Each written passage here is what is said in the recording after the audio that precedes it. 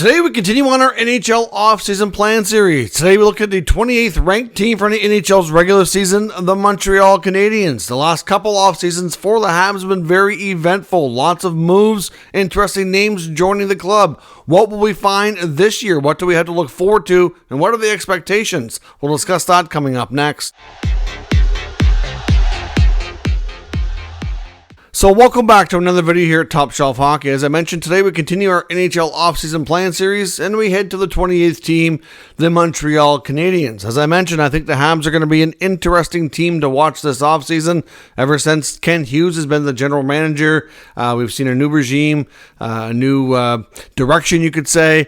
And they've been interesting to watch. They've made some interesting moves, and I think that very well could continue this offseason. But before we get into what we expect and some players they may go after to enhance this roster for next year, let's first recap last season. Let's take a look at how the regular season went, look at some key team stats, individual stats, explore how the teams changed throughout the year, look at their cap situation, contracts expiring, and then we'll get into what to expect for them moving forward. So let's first recap last year for the Montreal Canadiens under the tutelage of Marty St. Louis and general manager Kent Hughes. They finished with a record of 30, 36, and 16 for 76 points.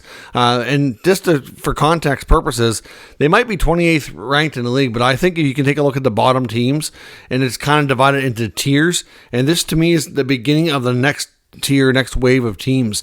Looking at the other teams below them, obviously San Jose, Chicago, Anaheim, Columbus, I don't think that they're really all that close to the next wave of teams like Montreal, Ottawa, and the next group after that.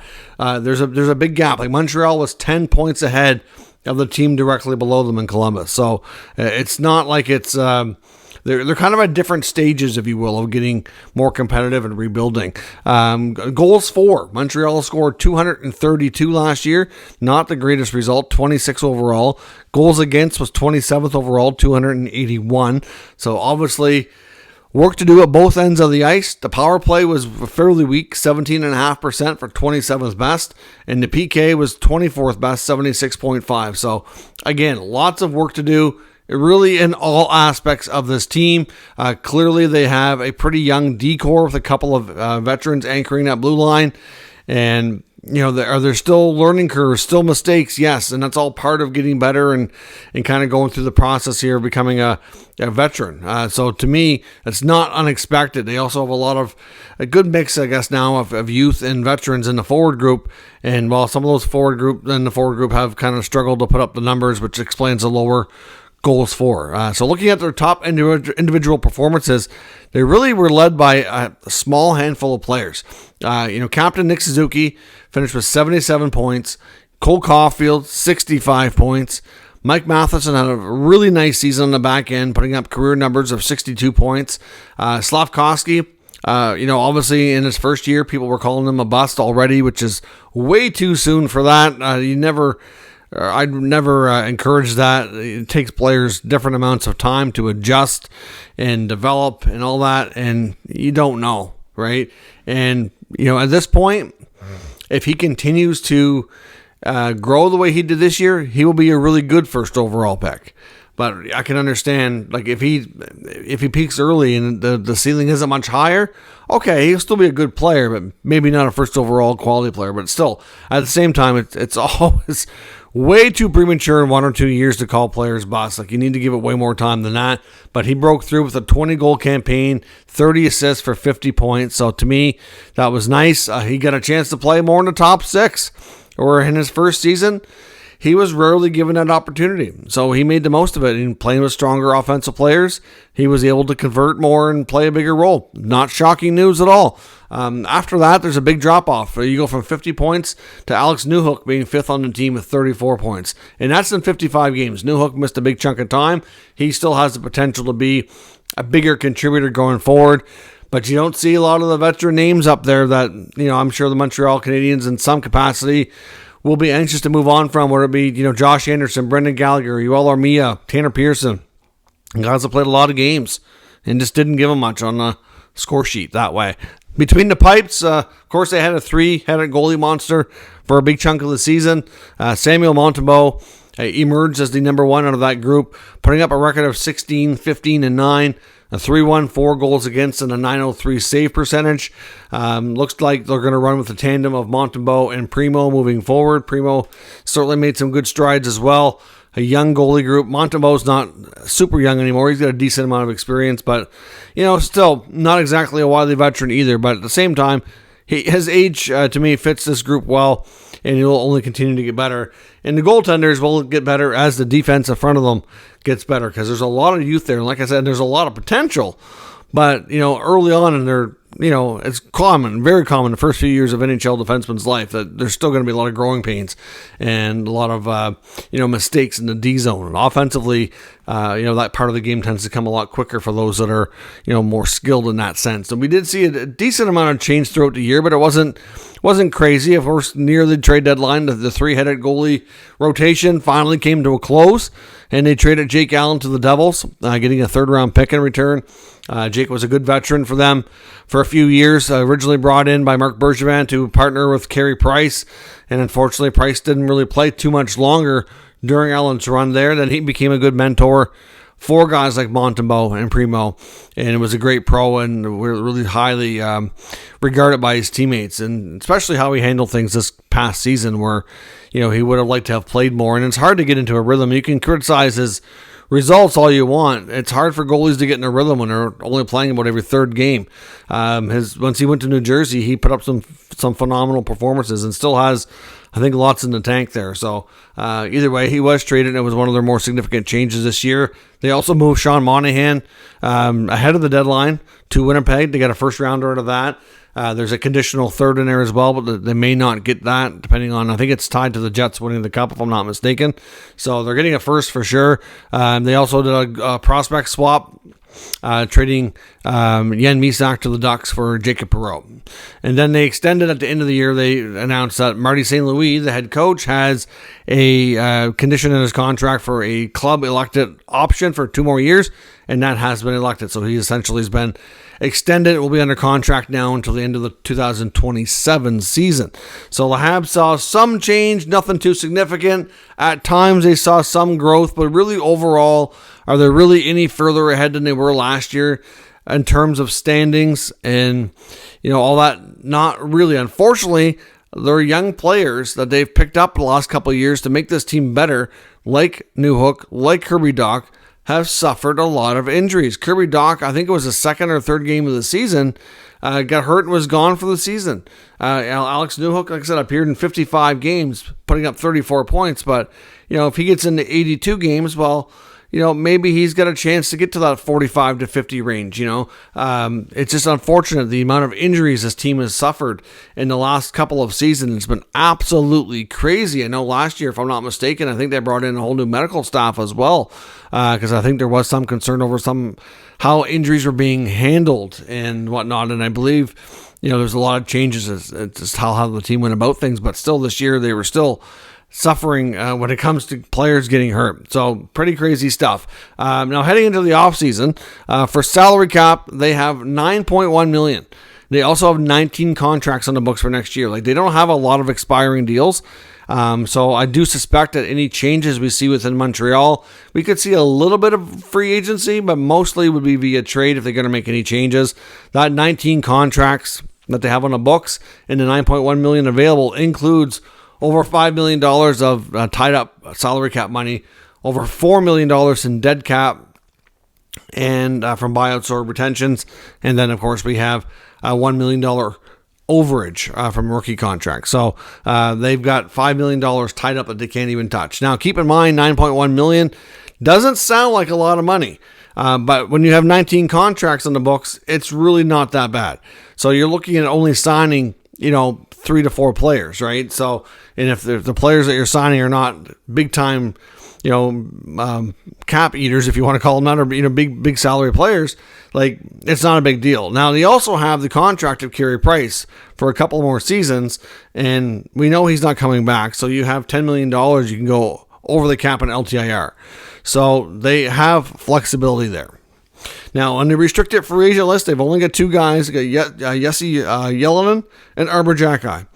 I have no doubt they'll give them qualifying offers and retain them, but it's not going to cost them a fortune by any means. On the UFA front, they've got Tanner Pearson, Colin White, and Chris Weidman. Chris Weidman's already announced the fact that he's retiring. I know he's had a lot of problems with his back and injuries, and he's announcing his retirement. And Colin White was a waiver claim pickup. Played, I think it was 20-some games. I don't even think he registered a point. And Tanner Pearson, well, I think it was already widely known he wasn't coming back either. So none of the UFAs are going to be signed. If they were going to want to, talk to them about that, that would have happened already. Yellowman and Jack-Eye will get qualifying offers and get new contracts, but like I said, you're probably looking at, probably maybe 2-year bridge deals or something to that effect. Like, it's not going to be anything crazy, probably with small raises. So they do have money to spend, and they do have more flexibility than people probably realize with Price being an LTIR candidate here. Once again, of course, the 2024 NHL Draft, once again for Montreal, is going to be a pivotal time where they can get themselves another solid young player. They do have 2 first-round picks, of course. Like I said, they have their own, and of course, they picked up the pick from the Jets in the Monahan trade. They have 12 picks in total, so I fully suspect Kent Hughes to be a busy guy doing lots of business, whether it's drafting high-end talent to maybe using some of those picks to move up in the draft or to bring in other players that can help right away. We also seen him sign Lane Hudson late in the season after his college season finished, so obviously adding him to the mix, he'll be, in my opinion, a staple next year. I don't know 100% that Hudson is going to be a full-time NHLer next year. I know offensively he has lots of talent, but defensively there's certainly room for him to grow. I wonder if he'll kind of be given that opportunity like a lot of other defensemen in their organization here to maybe do start in the AHL and be a call-up option. I'm sure they'll try to get him a decent amount of games depending on how he's doing. But I think it would probably benefit him more from the defensive side to do that. Also, like I said, they have a plethora of young defensemen, which I fully suspect we're going to see some movement there. But clearly, it's an area of focus that strength right now that they can build upon this team. So at the draft, it's going to be a busy time. Lots of picks. They're going to be picking anywhere from, they're fifth from the bottom. So worst case scenario for them is 2 teams, 8, 9, 10, 11, whatever, move up and get those lottery spots. Worst case scenario, they drop to obviously down to 7, right? So they're either going to be fortunate and win one of those top 2 spots, it'll be 1 or 2. If the 2 teams that win are already ahead of them, they very well could stay where they are at 5. Or they can move down to 6 or 7. So, those are going to be the options. 1, 2, 5, 6, 7. So we'll see what happens. Either way, there's potential for them to get a good player for sure. And I do wonder, one of the things, questions I have about them for the offseason is at that draft, and we'll know this in about a week or so when they do the actual draft lottery here, where they're going to pick. But if they end up 5, 6, or 7, would they consider trading the pick? And I don't mean not to give up the first rounder completely. What I mean is to move back. Because if you look at the draft prospects, there's a couple of really high-end forwards that are going to probably go in the top couple spots. And then there's 1 or 2 other forwards and then a bunch of defensemen that are probably going to, for the most part, round out the top 10. Or at least top 8, or so, like something like that. So they don't really need more defensemen. I mean, I guess unless there's a defenseman there that they absolutely love and think is way better than most of the guys they already have. But I mean, they signed Lane Hudson at the end of the year. They still got Reinbacher coming. They still got Mailloux coming. They've got Gooley, who's, pretty steady and further ahead of most of their young defensemen already. They've got Jack-Eye, you've got Harris, you've got Struble. Like, you can't keep all of them. Do they need to add another top prospect defenseman to that mix? I don't know. And I guess I'm not sure that these guys are going to be that much better than what they have. So unless they can get themselves a forward that really makes that group better, do they consider dropping back a few spots to still get that forward and get another asset? If there's a team behind them that really wants one of those top defensemen, and if they can move back 3 or 4 spots or something and still get the forward that they really like, then maybe they do that and get an extra asset out of it. Maybe they get a second-round pick on top of that or something. Hard to say, but I wouldn't be surprised to see Montreal, depending on where that pick lands, and I don't think it's going to be a given right away. You have to wait till the draft rolls around and see how the picks go. but I wouldn't be shocked to see something like that maybe come up. So outside of what might happen at the draft, as I mentioned, I really think another big question facing this team is, who do you trade for defensemen? You have way too many. Counting your veteran guys like Savard, obviously, and Matheson, you have about 10 defensemen that are ready for the NHL. You can only play 6 on a given night, maybe 7 if you go 11-7, not a common structure. You got a couple, and a couple of these guys don't even deserve to be in the minors anymore. Do you consider moving them for some more help at the forward position? I think it absolutely has to be something they explore. You don't want to make a trade just for the sake of making a trade. You have to have something you really like and think it makes you better. But we know that there's been lots of talk around what they've done the last 2 years about getting Kirby Dach and getting Alex Newhook. Could they do the same sort of thing? And I think it's quite possible that they do. Do they go after a guy like Trevor Zegras? Zegras has been linked to this team for several months. Now, there's no guarantee that the deal happens. Maybe Pat Verbeek and the Ducks decide to keep Zegras. I mean, he had a down season, faced a lot of injuries. Obviously they'd be selling a little bit low, for example, but at the same time, reunite him with his buddy Cole Caulfield from the U.S. program might be great ignition for him to ignite his career. Zegras might be a terrific fit in Montreal. I really think that there's a strong possibility that things could work out well if they go down that road. And really, the Ducks have lots of forwards already. They'd probably be interested in some of those young Montreal defensemen. So that type of trade might be a way for them to address the blue line, to give some of those guys an opportunity to play elsewhere, and to bring in a top forward that can play with your top 6 and make your team better. I really think that's a win-win situation for all clubs if a deal like that can happen. So, hard to say for sure Zegras is the guy, but I fully suspect Ken Hughes would target another, former first-round quality type forward that's, got a little bit of establishment in the NHL that they feel they can get for a good price to make their team better. The NHL Draft is the best time for this type of deal to go down, because maybe it's not exactly, Zegras for a defenseman. Maybe it's a defenseman and a pick, or, so I really think a draft day trade involving a player like him, very, very likely to happen. Now, can they move on from some of their struggling veterans? As they continue to rebuild, they need to slowly move these guys out. It's not easy. You can't just buy them all out. It can get expensive. But, Josh Anderson had a horrible down season. I think they'd love to move on from him. A year ago, I think I had a completely different opinion that they really... Because I think overall they like what Josh Anderson brings as a veteran player, just like off the ice. But performance on the ice has been abysmal.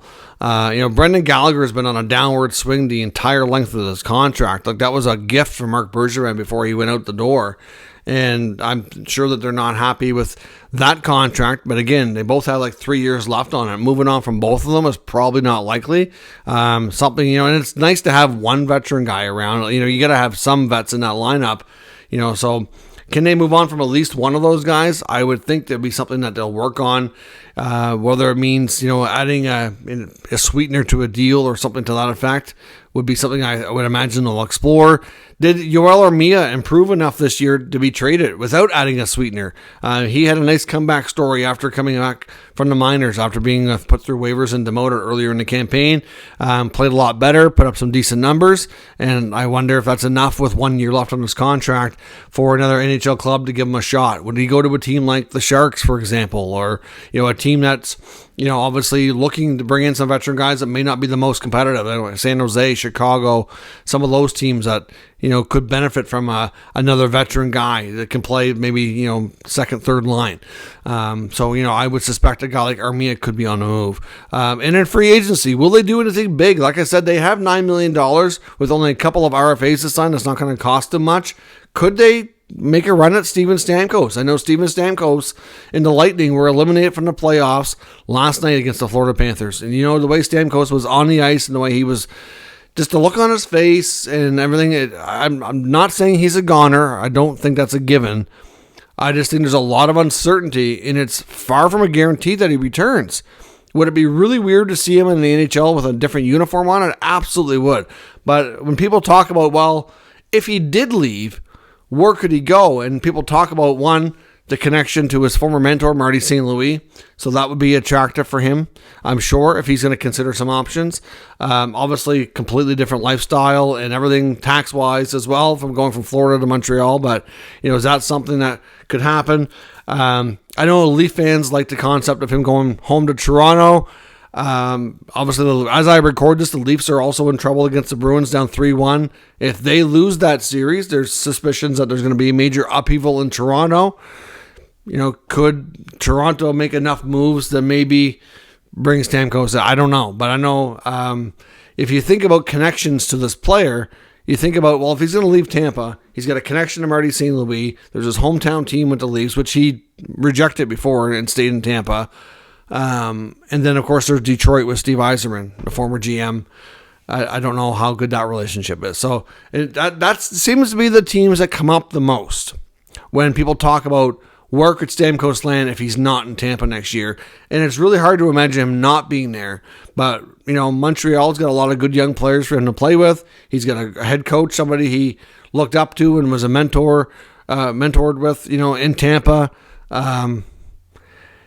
Is he content at this stage of his career to play veteran leader, to help young guys more so than trying to win another cup? I don't know. I mean, he's still very competitive, wants to win.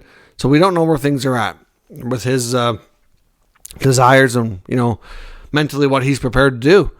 But could Montreal at least enter that conversation and try to bring him in? I think it makes sense.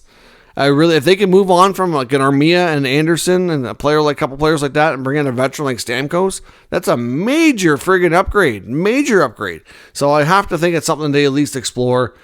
Again, no guarantees it happens, but I suspect he'll be in their conversations on what to do for the summer. So let me know your thoughts, expectations for this Montreal Canadiens team. What moves do you think they need to do, and what do you expect them to do during this offseason?